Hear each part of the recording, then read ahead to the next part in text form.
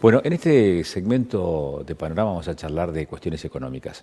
Vamos a hablar con el especialista en temas económicos, con Cristian Buteler, sobre esta nueva carga fiscal sobre la renta inesperada. Cristian, ¿cómo estás? Muy buenas noches. Agustín Amado te saluda. ¿Cómo estás? Buenas noches, Agustín. Gracias por llamar. No, por favor, gracias a vos por darnos estos minutos para conversar de este uno de los temas que hoy está en la agenda pública y en la agenda política. En principio, ¿qué análisis podemos hacer? ¿Un análisis económico de esta nueva carga tributaria que se anunció? ¿Un análisis semántico de lo inesperado de la renta? ¿Un análisis político de la oportunidad de una figura de estas características? ¿Por dónde preferís entrar al tema?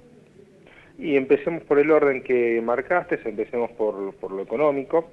Esto es una nueva carga sobre las empresas privadas que ya vienen pagando muchos impuestos. Realmente... Cuando uno dice muchos impuestos, mucho es un término subjetivo, digamos. ¿Por qué para algunos resulta simpático una carga fiscal adicional, aun cuando se está pagando en términos proporcionales mucho, y te lo plantean en términos de pesos y te dicen, no, para quien tiene una renta de más de 1.000 millones de pesos, esto no debería? Claro, al común de la gente imaginarse 1.000 millones de pesos es una montaña de billetes. Sí, es verdad. Son 100 millones de dólares al precio oficial. Claro. Y nadie dice cuánto invirtió para poder tener esa rentabilidad, ¿no? Creo que también es algo que hay que tener en cuenta, la inversión que genera esa rentabilidad. ¿Y por qué decimos que paga muchos impuestos? Porque Argentina es uno de los países que más impuestos paga en el mundo. Muchas veces se dice que tal impuesto se paga acá, pero también se paga en Europa o también se paga en Estados Unidos. Lo que nunca se dice es que todos los que se pagan acá no se pagan en todos los países, ¿sí? O sea, uno puede encontrar uno que se pague en varios países, pero que se paguen todos juntos como se pagan acá, eso no sucede. Y por algo, digamos, las empresas no vienen en demasía a invertir a la Argentina, ¿sí? Y eso es menos trabajo, ¿no? Porque las empresas son las que dan trabajo. Seguir insistiendo sobre el tema de la carga impositiva me parece que es un error. Argentina tiene un problema con el gasto, no con el ingreso. Uh-huh. ¿Y entonces cómo se resuelve? Gastando menos y gastando bien, ¿sí? Si uno mira los últimos 30 años, Argentina hoy está recaudando más en términos reales, en términos de dólares, en porcentaje del PBI, y estamos peor, ¿sí? Entonces creo que el problema, como te marcaba antes, que tenemos un déficit en el gasto, no en los ingresos, ¿sí? Argentina gasta mucho y gasta mal. Por eso, a pesar del crecimiento de los ingresos que ha tenido en estos últimos 30 años la Argentina, hoy el país está peor y la gente está peor, porque si uno pudiese decir que frente a carga impositiva la gente está mejor, bueno, se podría discutir desde otro punto de vista. Claro. Pero Cristian, la realidad es que con ¿por qué? 40% de inflación, de pobreza, no podemos decir eso. Claro. Cristian, ¿y por qué razón uno debería pensar que sin el Estado gastando lo que gasta, calentando la economía, incentivando el consumo, por qué la economía por sí sola podría resolver o equilibrar estas situaciones?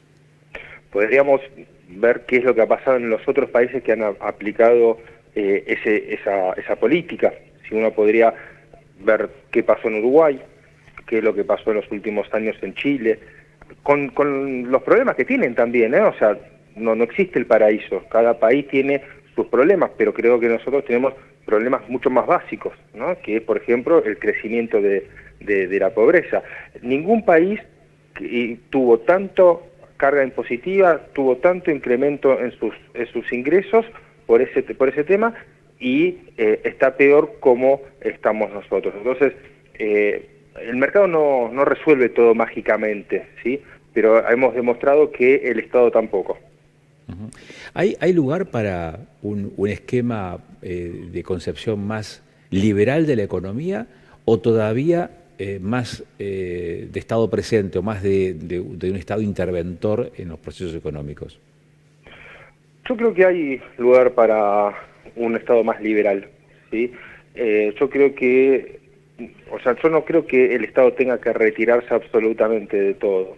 Tiene funciones importantes que cumplir, como por ejemplo la educación pública, como por ejemplo la salud, la seguridad, pero me parece que la mayor cantidad de los gastos no está ahí, está capaz en la parte política, ¿no? O sea, realmente hoy tendríamos que pensar, ¿es necesario que cada provincia tenga su Cámara de Diputados? Y algunas tienen hasta diputados y senadores, teniendo los diputados y senadores nacionales, o que localidades más... Bien, y achicar la estructura política, por ejemplo, las representaciones políticas, ¿tiene una incidencia real en el presupuesto nacional?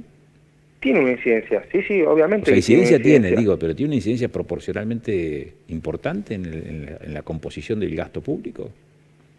Tiene una incidencia importante. ¿O es un gesto? ¿Sí? No es un gesto. Es un ahorro concreto que el Estado que se va a hacer.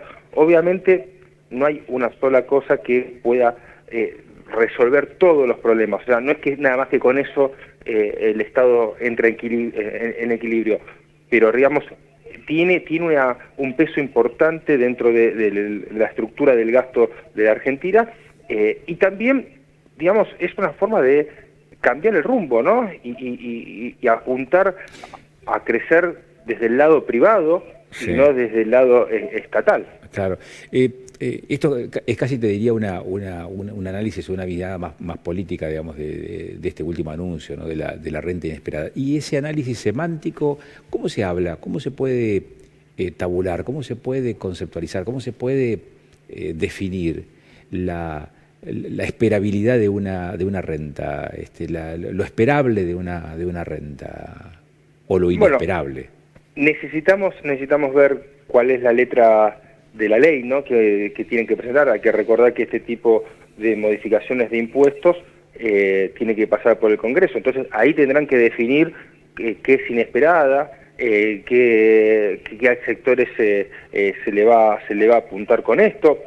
Realmente no tiene mucho sentido, porque la realidad es que el Estado capta ya hoy en día parte de ese ingreso inesperado, como le llamo eso, porque si una empresa ganaba 10 millones de pesos y por X razón pasa a ganar 100 millones de pesos y el impuesto a las ganancias es del 35%, bueno, antes pagaba 3 millones y medio de impuestos y ahora pagará 35 millones de impuestos. O sea, no es necesario inventar ningún impuesto para captar parte de esta renta inesperada, como le llaman, que van a tener las empresas. Sí, a mayor rentabilidad el Estado va a recaudar más, más allá de exacto, que modifique los porcentajes. Claro. En realidad lo que están acá es aumentar la alícuota de impuesto a las ganancias para un sector específico que veremos cuál es y en qué condiciones lo determina la ley. Y veremos si sale, ¿no? Yo creo claro. que va a ser bastante difícil. Más allá del trámite institucional, el trámite burocrático, el trámite parlamentario, el trámite en el Congreso de aprobación o no, digamos, de si prospera o no prospera, digamos, esta ley, ¿advertís que hay o no alguna superposición con otras cargas tributarias? Digo, bienes personales, ganancias mismas, anticipo de ganancias. ¿No se superpone eso con estos otros conceptos? ¿O es una terminología nueva, es una categoría nueva que desde esa perspectiva no avisora algún tipo de objeción formal? No, en realidad es un aumento de una alícuota ya existente, de un impuesto ya existente, como es el impuesto a las ganancias. ¿Sí? O sea, acá esta renta, digamos, extraordinaria, se le va a aplicar una alícuota sobre algún monto X, pero sobre la ganancia. Y para eso está el impuesto a las ganancias. O sea, le buscan un nuevo nombre, pero en realidad lo que acá se está haciendo es aumentar la alícuota de impuesto a las ganancias para determinadas empresas. Cristian, ¿Y cómo se resolvería esa condición famélica del Estado, teniendo en cuenta recién estábamos hablando de qué se podría hacer, ¿no? En función del gasto. Me decías, el problema no es de ingresos, el problema es las erogaciones que tiene el Estado. Digo, para que la gente no se caiga del sistema, porque así como uno podría decir, bueno, vamos a reducir el gasto, también es cierto que hay muchos actores que dependen precisamente de ese aporte que hace el mismo Estado. ¿Cómo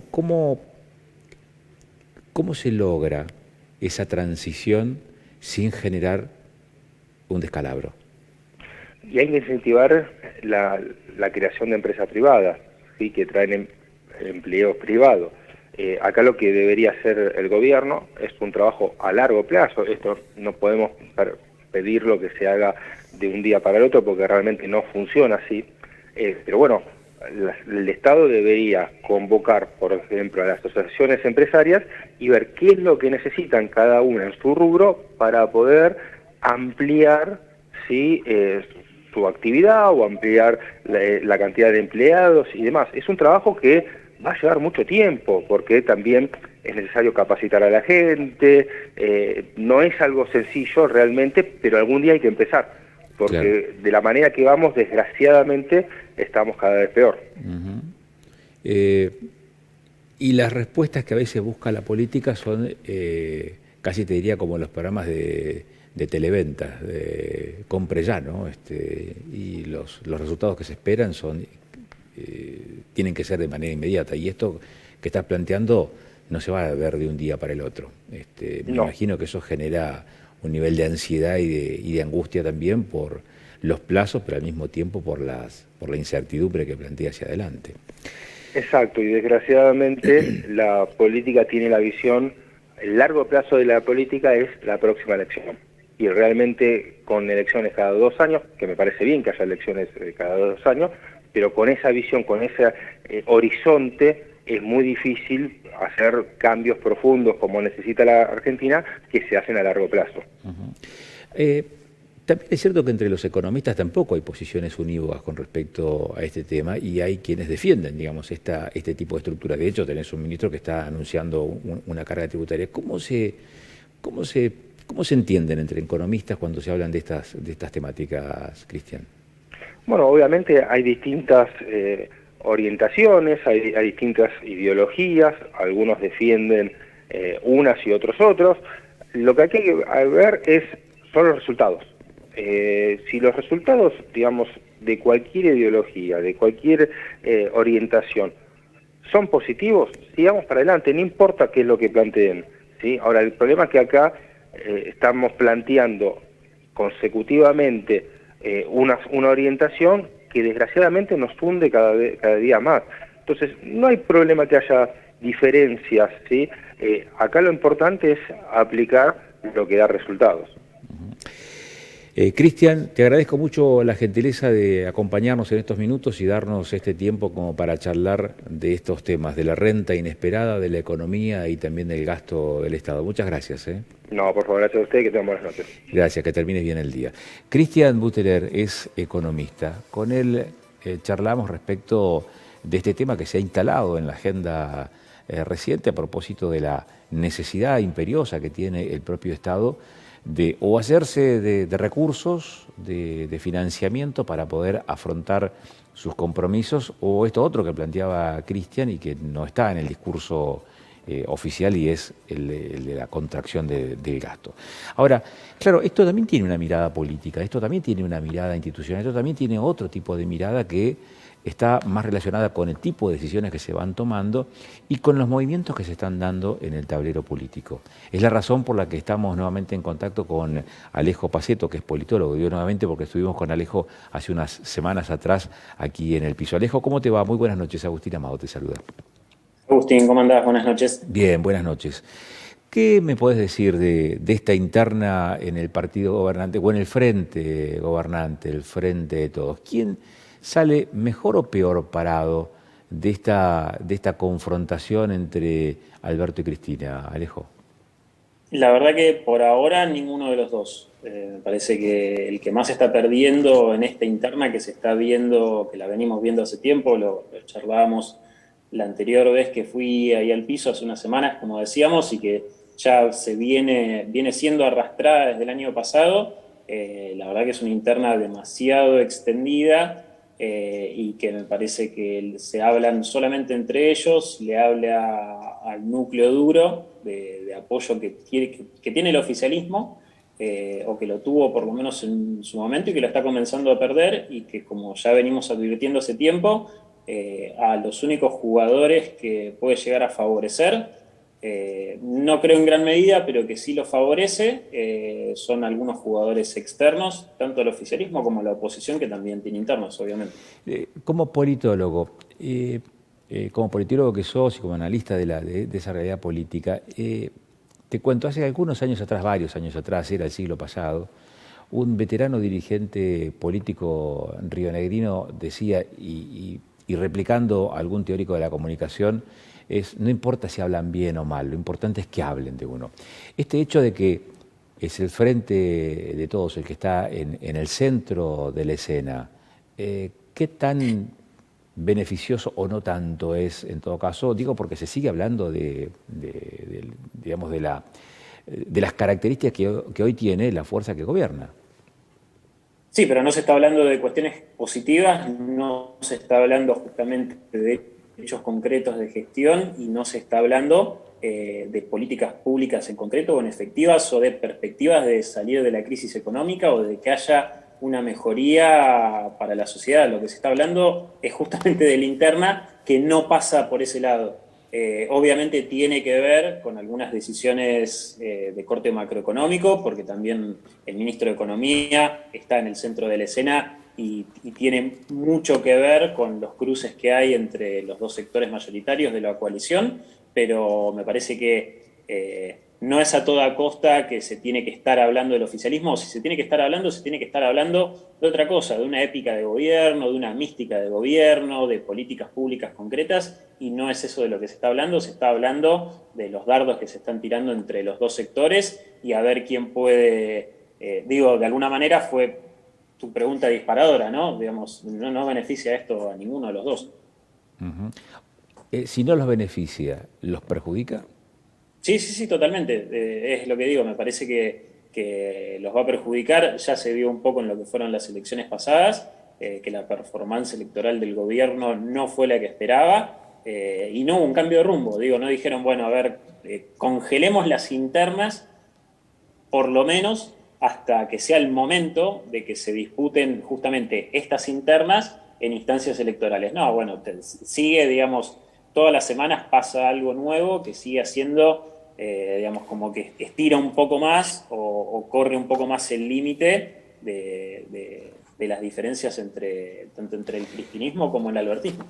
¿Percibís que la política hoy y la definición de la población al momento de acercarse a un proceso electivo pasa más por lo emocional que por lo racional? Son una combinación de las dos cosas, obviamente. Yo sigo sosteniendo que para una porción de aquellos indecisos, al momento de votar, cuando entran al cuarto oscuro, priorizan su situación personal, económica y la situación del país. Obviamente están movilizados por la ideología, por la afiliación partidaria, y por lo emocional en ese sentido estrictamente, digamos, ideológico y político, pero bueno, pesa mucho cuál es la situación del país, y hay gente que no ve que su situación laboral, económica y que social en líneas generales del país cambie, y sí, pudo haber votado al oficialismo en las anteriores elecciones o en las presidenciales, y posiblemente no lo vote porque justamente ese voto de confianza que le dio, el gobierno no lo está cumpliendo, no lo está llevando adelante, y eso es lo que mide, lo que pesa en la ciudadanía al momento de votar. Alejo, ¿qué presunción tenés respecto de cómo se percibe este clima desde la política misma? Digo, porque esto que estamos charlando ahora no es solamente lo que cada uno puede advertir, puede mirar a la vuelta de la esquina o quizás un poquitito más lejos. Aquí también hay estudios de mercado, hay sondeos de opinión, hay consultas permanentes, hay focus group, hay encuestas que están todos los días en boca en boca de los analistas y también de los políticos. Entonces, esa percepción que se tiene de todo, digamos, de todo este cúmulo de información, ¿cómo la procesa la propia política? Digo, en función de esto que está pasando, Alejo. La percepción justamente es totalmente negativa, y por lo menos quienes nos dedicamos a observar o a hacer más foco en lo comunicacional o en el análisis político, vemos que el gobierno no reacciona a lo que dicen justamente lo que vos comentabas, los sondeos de opinión, las encuestas, la imagen negativa del presidente sigue aumentando, la de la gran mayoría de los dirigentes sigue aumentando, y vuelvo un poco más para atrás, digamos, esto sigue favoreciendo o va a terminar favoreciendo a jugadores que son ya no ajenos a la política, pero sí adentro de los marcos democráticos de la política, como es Javier Milei, con un discurso profundamente anti casi todo, digamos, antiderecho, antipolítica. Entonces, me parece que es realmente un problema que justamente la percepción y la mirada que haya sobre los principales liderazgos políticos y sobre los partidos tradicionales sea cada vez peor, porque es el caldo de cultivo que termina favoreciendo a este tipo de actores que son los que están creciendo en imagen positiva. Pero crecen los personalismos, porque vos fíjate, mencionás una figura como la de Milei, pero que tiene una imagen que va en crecimiento, o que ha estado en crecimiento en este último tiempo, pero hay otras figuras que a lo mejor comulgan con el mismo ideario y no tienen el mismo crecimiento. Un expert también comulga con el mismo paquete de ideas, con el mismo perfil ideológico, y sin embargo no tiene esa misma atracción que puede generar un Milei. Vuelvo a la pregunta entonces de antes. ¿Hay una cuestión más emocional, más irracional, más subjetiva en la definición de las personas respecto de quiénes pueden ser sus referentes y no tanto tal vez en ese perfil ideológico?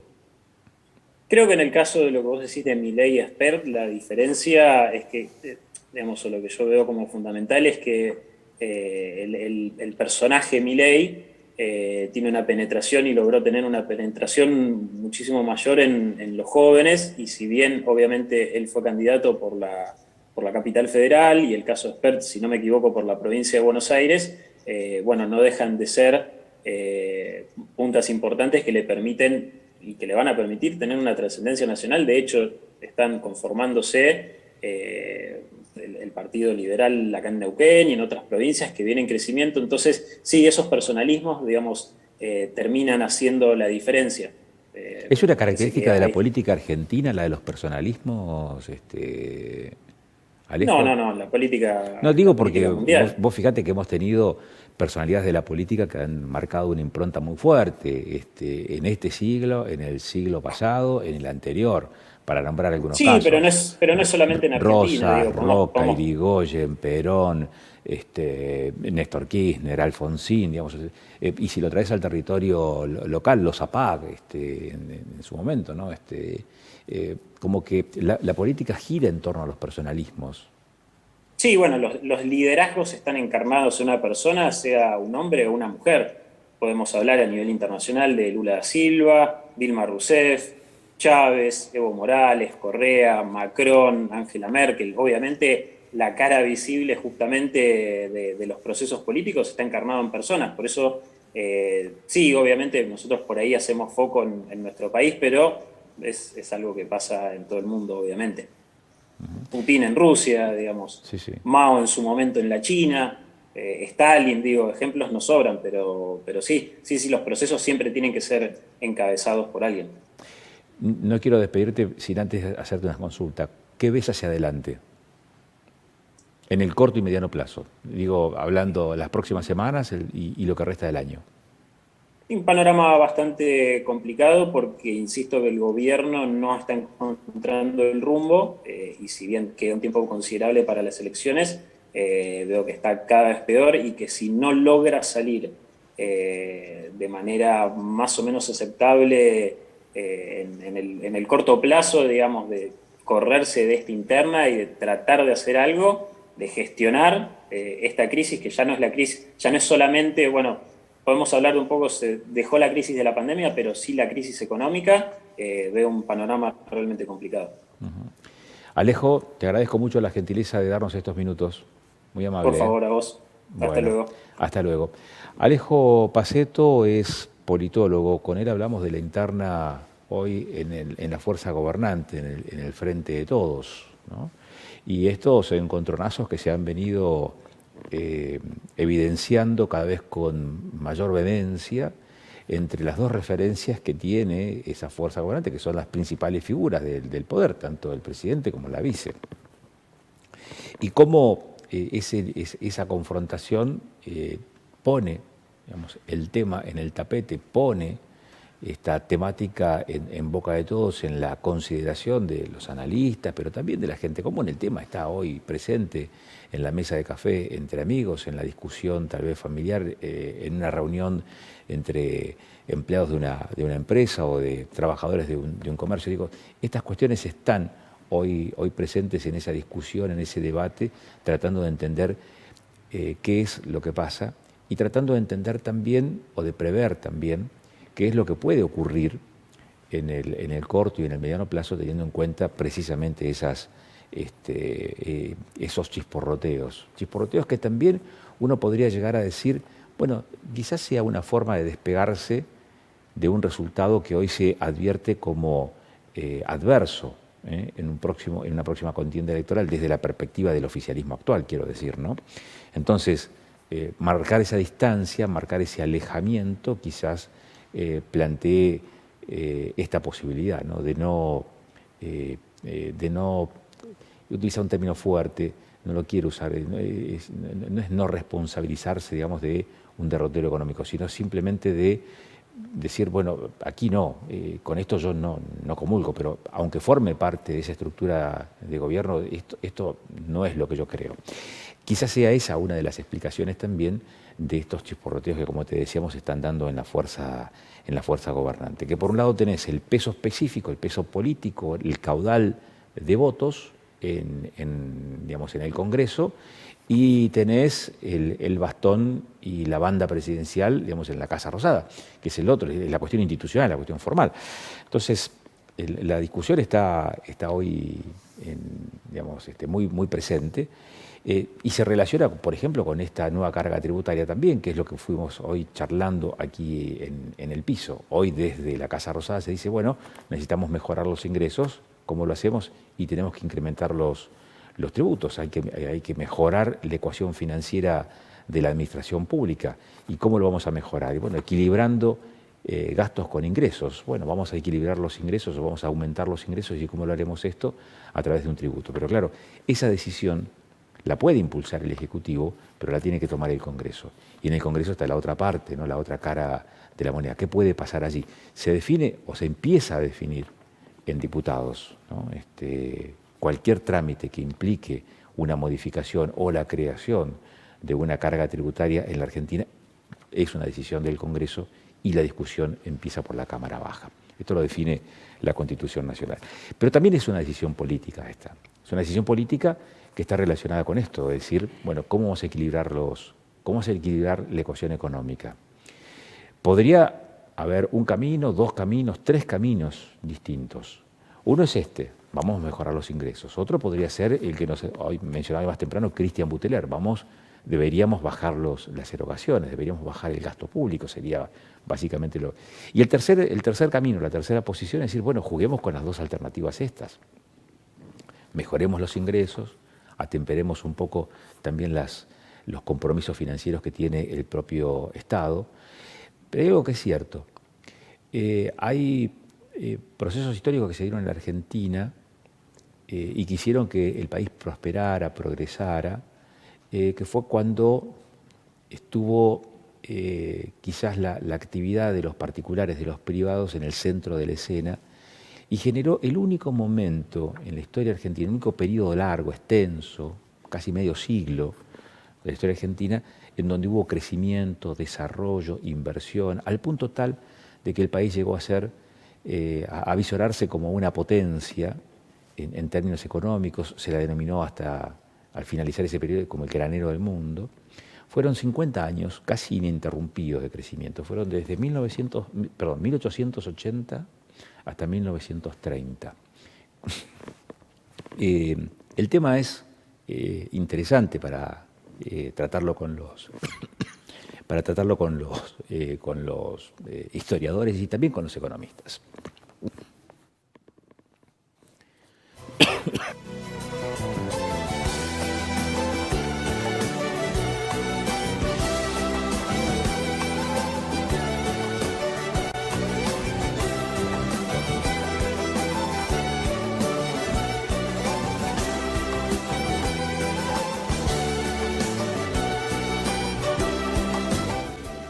Bueno, y con esto prácticamente estamos cerrando, son las 10 en punto de la noche y nos estamos despidiendo. Volveremos a hablar de estos temas de actualidad que tanto nos motivan a nosotros a profundizar la mirada. ¿Hay opiniones unívocas? No. ¿Hay opiniones divergentes? Sí. Y trataremos de ir buscando esas diferentes lecturas que podemos hacer de la realidad, de la política, de la economía, de los movimientos que se están dando, de las decisiones institucionales, de esas decisiones que inciden permanentemente en nuestra propia cotidianidad. Gracias por la gentileza de acompañarnos. Hasta la semana que viene.